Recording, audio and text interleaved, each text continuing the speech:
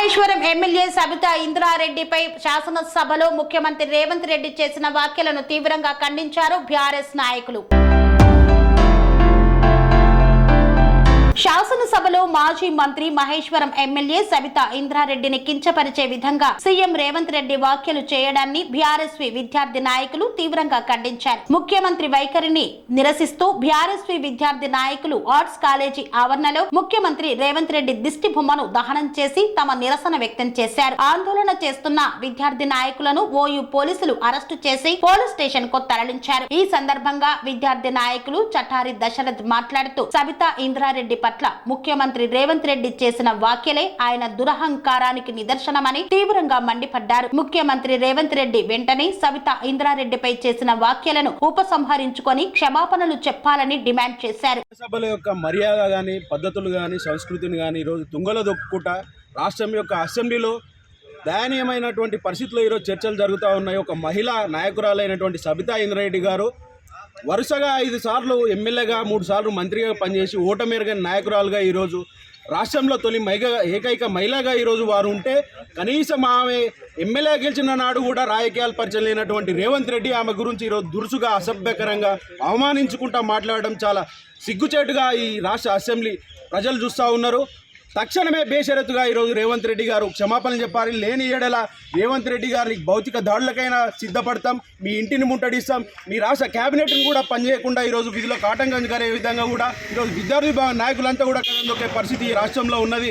ఎందుకంటే వారి యొక్క ఇంద్రారెడ్డి గారు పట్లలో ఇంద్రారెడ్డి గారు తెలంగాణ రాష్ట్ర సాధన కోసం పార్టీ పెట్టి కొట్లాడినటువంటి చరిత్ర ఆ ఫ్యామిలీకి ఉన్నది.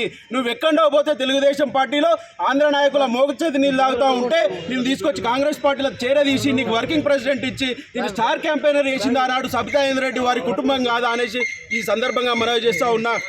అంతేకాకుండా వారి యొక్క నీ ఎదుగుదలకు కారకులైనటువంటి నీ మూలాలు మర్చి ఈరోజు నువ్వు ప్రవర్తిస్తూ ఉన్నావు. నీ యొక్క స్థాయి తెలకుండా ఈరోజు లక్కీ లాటరీగా నువ్వు ముఖ్యమంత్రి అయినా అనేసి ఆ విషయాన్ని మర్చిపోయే రోజు నువ్వు నీ స్థాయికి మించినటువంటి మాటలు మాట్లాడుతున్నావు.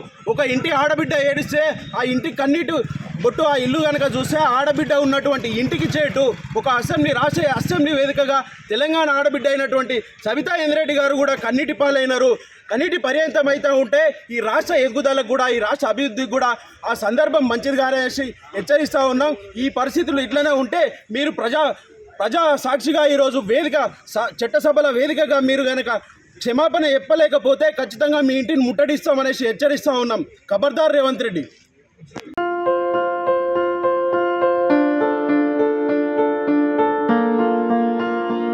సంస్కృతి సంప్రదాయం ప్రేమ ఆప్యాయత రాజసం ఉట్టిపడే వేడుకలకు అనువైన ప్రదేశం ఎంఎల్ఎన్ కన్వెన్షన్ హాల్. కని విని ఎరుగని రీతిలో జరిగే మీ ఇంటి కళ్యాణ వైభోగానికి అందమైన కళ్యాణ వేదిక MLN convention hall. MLN convention hall ప్రత్యేకతలు: సువిశాలమైన wedding halls, centralise AC banquet hall మరియు విశాలమైన డైనింగ్ హాల్, వధువరుల కోసం ప్రత్యేక ఏసీ మరియు నాన్ ఏసీ గదులు, నక్షత్రాల వెలుగులో పచ్చని పచ్చికపై పార్టీల కోసం అనువైన గార్డెన్. ఎంఎల్ఎన్ కన్వెన్షన్ లో సీసీటీవీ పర్యవేక్షణతో పూర్తి భద్రత. ఎక్స్పీరియన్స్ అండ్ ప్రొఫెషనల్ వర్కర్స్ గల అన్నపూర్ణ గ్రూప్ వారి సేవలు.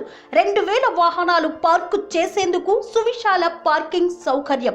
మీ ఇంట జరిగే అన్ని శుభకార్యాలకు, పెళ్లి, reception, engagement, birthdays, get together, corporate events, ఏ ఇతర శుభకార్యాలకైనా అందమైన వేదిక ఎంఎల్ఎన్ కన్వెన్షన్ హాల్. బుకింగ్ కోసం సంప్రదించండి 7550438888 మరియు 7550428888. మా అడ్రస్ చీర్యాల లక్ష్మీ నరసింహస్వామి దేవాలయం ప్రక్కన near outer ring road, Keesara junction, Cheeryal గ్రామం, మేడ్చల్ జిల్లా.